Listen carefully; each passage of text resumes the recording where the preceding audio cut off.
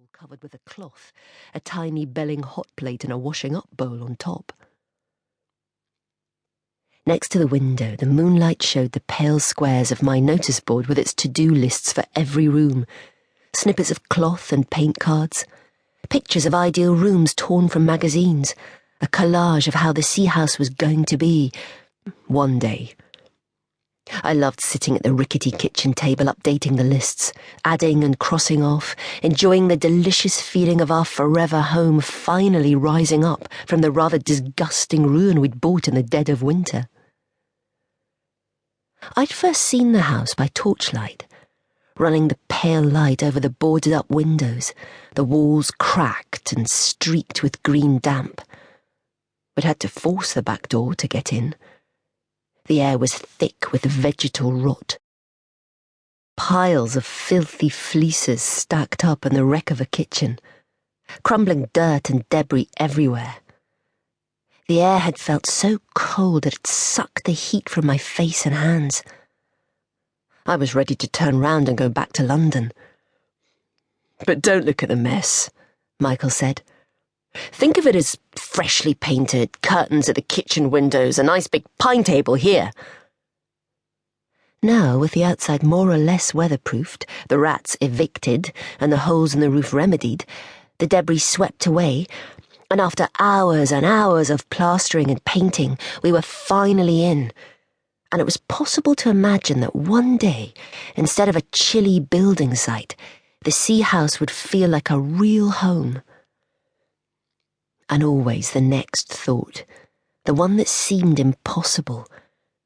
When the house was completely ready, we'd come in through the front door, and I'd be holding a small, warm weight, a little sleeping face in a nest of soft shawls. Our child. I avoided glancing down to the bottom of the notice board and the scruffy wad of bills still to be paid. Felt the niggle of worry stir in my stomach. I tipped the mug up and put it on the draining board, carefully, as the sink was a bit loose from the wall, propped up with some wood offcuts. The flagstones were freezing and starting to make my feet hurt. My shoulders felt pinched by the cold. There was hardly any moonlight as I crossed the hall to go back upstairs. The new floorboards felt unpleasantly gritty under my bare feet, and a freezing draught was coming up from the missing skirting board, bringing with it a clayey odour. I shivered and made for a pool of moonlight on the lower banisters. I put my hand out to take the newel post and felt the cold of the gloss paint under my palm. That's when I saw it. A quick blur of movement, like a tiny wing caught from the corner of my eye. I saw a hand descending on the newel post just after mine. I froze. A sudden, painful pricking of blood in my feet, the smell of clay sharp in my nostrils, every instinct primed to get out of there. She was so close, so palpably present. I thought she would appear in front of me. I couldn't breathe. My heart was gabbling so hard I thought it was going to give out.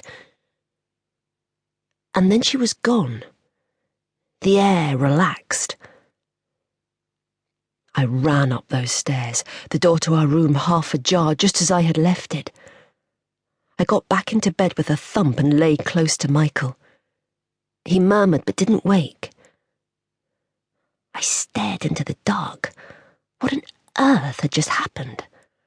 Some delay in the messages from my eye to my brain, some silly trick of the mind half roused from sleep, had sent me into stupid panic.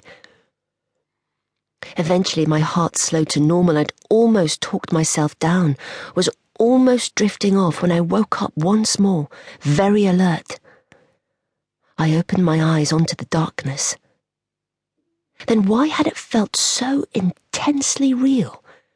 As if someone else was there in the hallway, standing beside me so closely that for a moment I wasn't sure who I was. The fear was beginning to seep back in. I felt sick from fatigue, but there was nothing I could do. I stayed alert and awake, listening out to the minute sound.